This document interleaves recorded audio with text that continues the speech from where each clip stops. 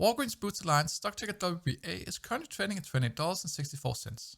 Year to date, they are down 23%, and over the last year, they are down 32%. During the week here, they actually dropped almost 10% since they released their earnings call, and more importantly, they actually lowered their guidance for the fiscal year of 23.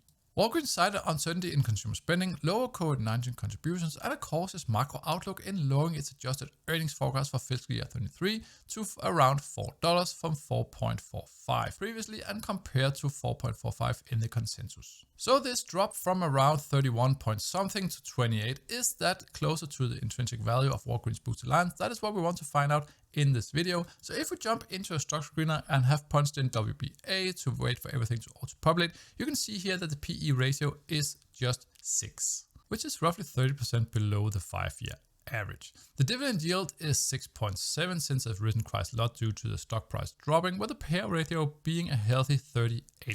And if we jump into the dividend history here, you can see actually the consecutive years of dividend growth 30, consecutive years of dividend payment also 30, and you can see here on the max dividend history from Seeking Alpha, that's actually a pretty good dividend history. You can see we're starting to get up in a pretty high amount. So it's actually paying a really good dividend, but the most important thing is if that is safe going forward. The 52-week low is around where we are now. 52-week high of $42. Sorry.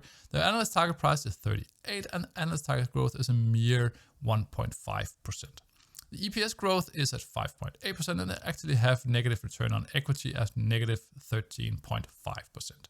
Jumping into the dividend data tab and zooming in a bit so we can see everything a little bit better. What we want to see here is some steady continuity in the dividend payment and in the dividend growth. So as you can see here, dividend growth rate from the year started pretty good, around 10 to 11, then 7, then 5, 5, 8, which is good, 6, 3, 2, 1, and 0.26% just.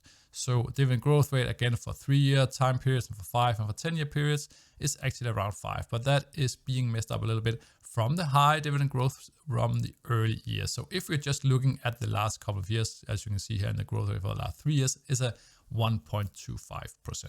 So you want to be careful going forward with how much they can sustain the dividend growth or whether or not it will actually grow any more than what it is at the current level. Most likely it will just grow very slowly.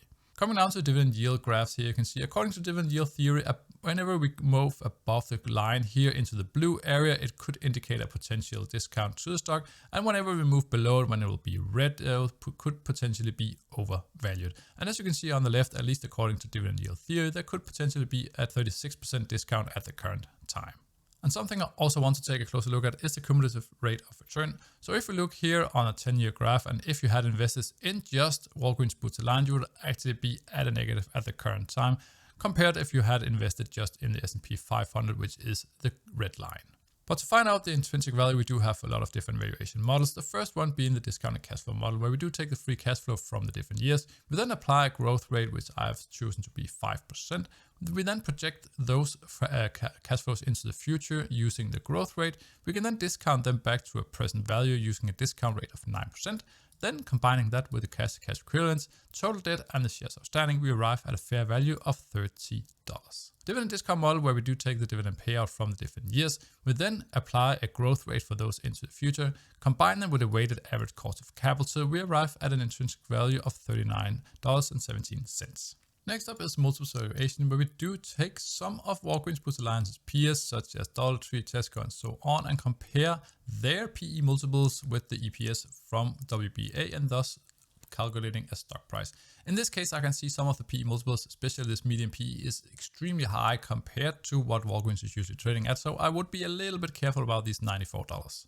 Also going forward, we do have the price to earnings valuation, where we do take the PE ratio from the different years, and then we have the 5-year average. Again, I think this is really low, and as you can see here in 21 and so far in 23, it's actually at a negative. So in this case, I wouldn't trust this intrinsic value of 43 too much. Next up is the Grams revised valuation model, where we have the EPS of the company, the growth rate, the PE of a noteworthy company, average yield of AAA corporate bonds along the current yield of AAA corporate bonds. Combining all that together using the formula on the left, we arrive at an intrinsic value of $32.15. The next one is the free cash flow valuation, where we do take the price to free cash flow ratio from the different years. We then average the last 5 years together. We then take the free cash flow per share and arrive at an intrinsic value of $26.51. The last one is the Peter Lynch model, where we do take the growth rate, the dividend yield, and the PE ratio of Walgreens Boots Alliance, combining all that together using Opinion's formula, we arrive at an intrinsic value in that case at $38.19.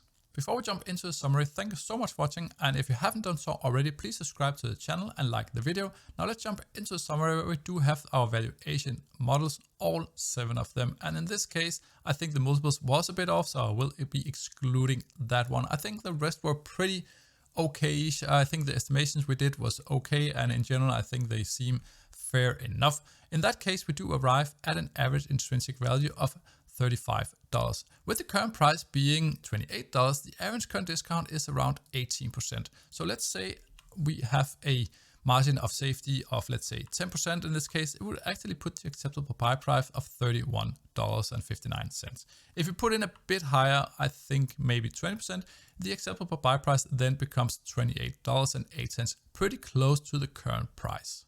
Personally, even though we had the drop, I would not go into WBA. I think the growth is too slow, and I also think the company has been struggling with the negative EPS growth and margin problems. But even though they do have some stronger revenue growth, I think they are facing pressure from competitors and a challenging business environment, and I think it's pretty difficult for the management to see a way out from here.